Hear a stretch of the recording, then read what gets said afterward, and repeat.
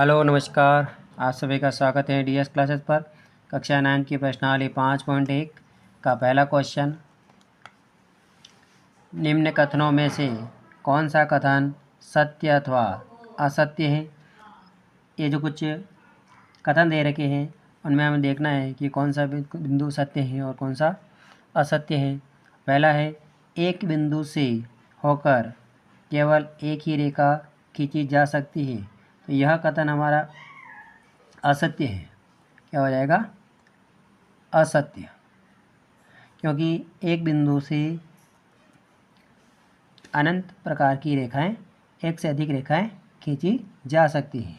दूसरा है, दो भिन्न बिंदुओं से होकर जाने वाली से असंख्य रेखाएं हैं। नहीं, जैसे दो भिन्न बिंदु होते हैं तो उन दोनों से होकर केवल एक ही रेखा खींची जा सकती है, तो यह कथन भी हमारा असत्य होगा। तीसरा प्रश्न है, एक शांत रेखा दोनों ओर निश्चित रूप से अनिश्चित रूप से बढ़ाई जा सकती है। एक शांत रेखा जो होती है वह अनिश्चित रूप से बढ़ाई जा सकती हैं, तो यह कथन हमारा सत्य होगा। जैसे ये बिंदु है और ये रेखा है, तो इसको अनंत प्रकार से आगे बढ़ाया जा सकता है। यदि दो वृत्त बराबर हैं तो उनकी त्रिज्याएं बराबर होती हैं। जब दो वृत्त बराबर हैं तो उनकी त्रिज्याएं भी बराबर होती हैं, तो यह कथन भी सत्य होता है, सत्य है। इसके बाद पांचवा प्रश्न है,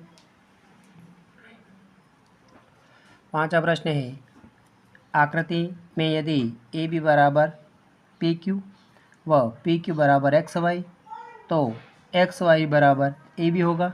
यानी कि ए बी बराबर पी क्यू, ये इसके बराबर है, और पी क्यू बराबर एक्स वाई, तो ये बराबर हो गई, तो ये इसके बराबर होगा, तो यह कथन भी हमारा क्या हो जाएगा? सत्य है।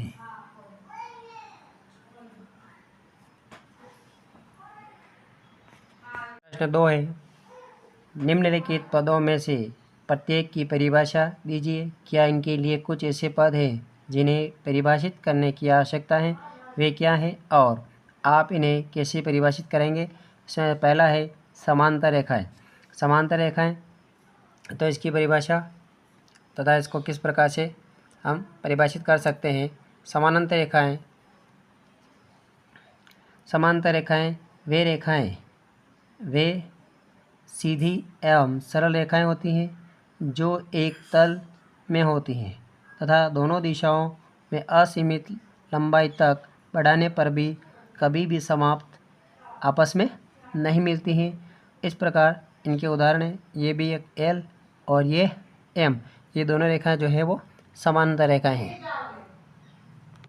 लंब रेखाएं, दूसरा जो बिंदु है उसको परिभाषित करना। लंब रेखाएं, यदि एक सरल रेखा किसी अन्य सरल रेखा पर इस प्रकार मिले कि बनने वाले आसन कोण आपस में बराबर या समान हो, तो बनने वाला प्रत्येक कोण समकोण होगा तथा सरल रेखा जो अन्य रेखा पर मिल रही हैं उस पर लंब रेखा कहलाती है।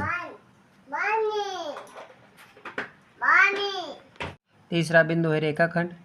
ऐसी आकृति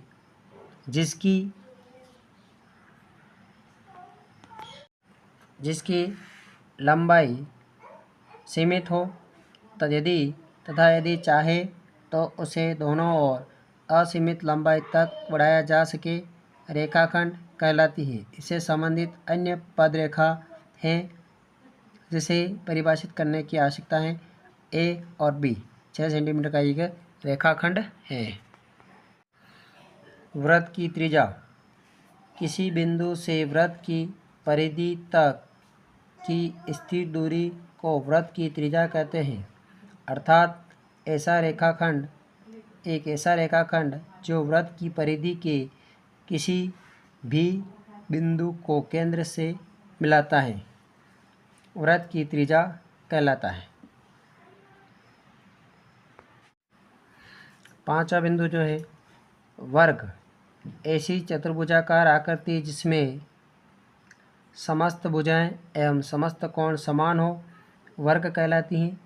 इसकी जो विशेषता दे रखी है, चारों भुजाएं बराबर होती हैं, प्रत्येक कोण समकोण होता है, प्रत्येक विकर्ण बराबर होते हैं, विकर्ण परस्पर समकोण पर समद्विभाजित करते हैं, प्रत्येक विकर्ण भुजा के साथ 45 डिग्री का कोण बनाता है। इस प्रकार से यह दूसरा प्रश्न हमारा समाप्त होता है। प्रश्न 3 है, नीचे दिए गई अभिधारणाओं पर विचार कीजिए। पहले है, दो भिन्न बिंदु ए व बी रहने पर एक तीसरा बिंदु सी ऐसा विद्यमान है जो ए व बी के मध्य बीच में स्थित है। तो ए बिंदु ये हो गया और ये हो गया बी बिंदु, और तीसरा बिंदु ये हो गया सी। इस प्रकार की आकृति बनेगी। दूसरा है, यहाँ कम से कम 3 बिंदु ऐसे विद्यमान हैं जो वे एक रेखा पर स्थित नहीं हैं। तो यहाँ पर ए बिंदु ये हो गया, एक बिंदु ये हो गया, 2 बिंदु हो गए, ए बी और सी, ये हो जाएगा तीसरा बिंदु सी। अब हम इनको मिलाते हैं तो इस प्रकार की आकृति हमारे पास बनती है।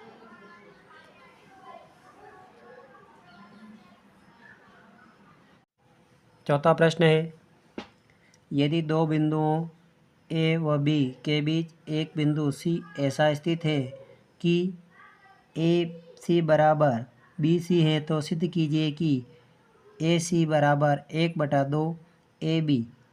एक आकृति खींचकर इसे स्पष्ट करें। तो सबसे पहले हम एक रेखाखंड खींचते हैं, ए बी, और ये बिंदु हो जाएगा सी। दोनों भाग बराबर है, ये वाला भाग और ये वाला भाग दोनों बराबर है। अब ए सी प्लस ए सी, अगर इसको और इसको हम जोड़ते हैं, ए सी बराबर ए सी प्लस बी सी, यानी इसको अगर हम 2 गुना करते हैं तो इसके साथ इसको भी जोड़ सकते हैं। 2AC बराबर, ये पूरा हो गया, ए बी हो गया, यानी कि ये 2 इधर हो जाएगा, इसके भाजक में चला जाएगा।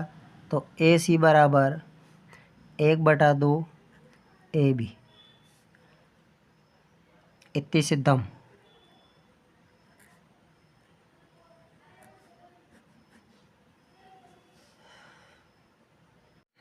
प्रश्न 5 है।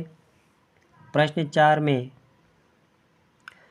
सी रेखाखंड ए बी का एक मध्य बिंदु कहलाता है।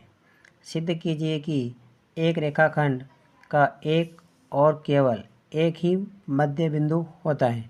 वही रेखाखंड जो हमें प्रश्न 4 में बनाया था, वही हमें आकृतियाँ बनानी है। कुछ थोड़ा सा परिवर्तन होगा। ये हो गया ए बिंदु, ये हो जाएगा बी बिंदु, और एक बिंदु डी, और एक बिंदु ये हो जाएगा सी, यानी एक बिंदु हमें और खींचना है। अब यहाँ पर ए डी बराबर डी बी, ए डी यानी कि ये भाग और ये भाग डी और बी, यानी ये भाग और ये भाग बराबर है। तो यह हो गया आपके ए डी बराबर डी बी, समीकरण 1 हो जाएगा। दूसरा हो जाएगा सी बी, ये भी इसका मध्य बिंदु और ये भी इसका मध्य बिंदु है। तो ए सी बराबर सी बी, ये हो गया आपके 2 नंबर समीकरण। अब समीकरण 1 व 2 से 2 में से घटाने पर यानी ए सी माइनस ए डी बराबर c b minus d b. तो यहाँ बचेगा डी सी बराबर माइनस डी सी।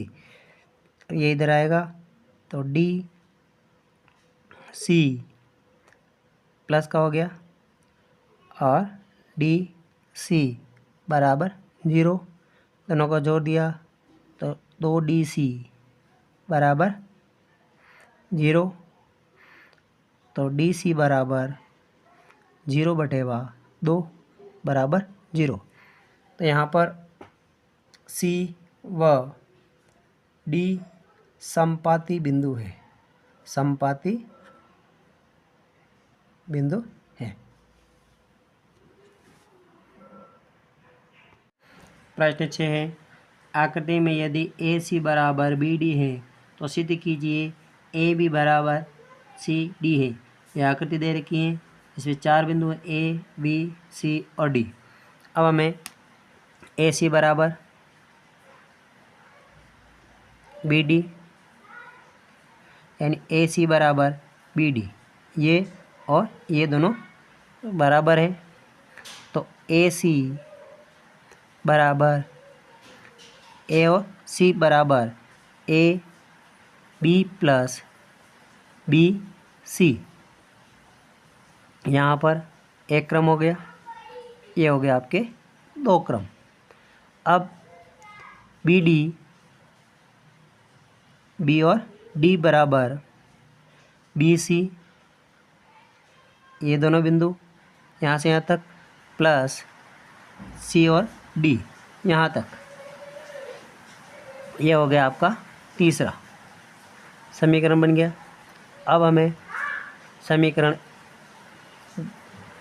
1, 2 व 3 समीकरण 2 व 3 का मान 1 में प्रतिस्थापित करने पर तो यहाँ हो जाएगा AB प्लस BC बराबर BC प्लस C और D। दोनों पक्षों में से BC घटाने पर, दोनों पक्षों से BC घटाने पर, BC घटाने पर तो इस पक्ष से भी हम BC घटाएंगे तो AB प्लस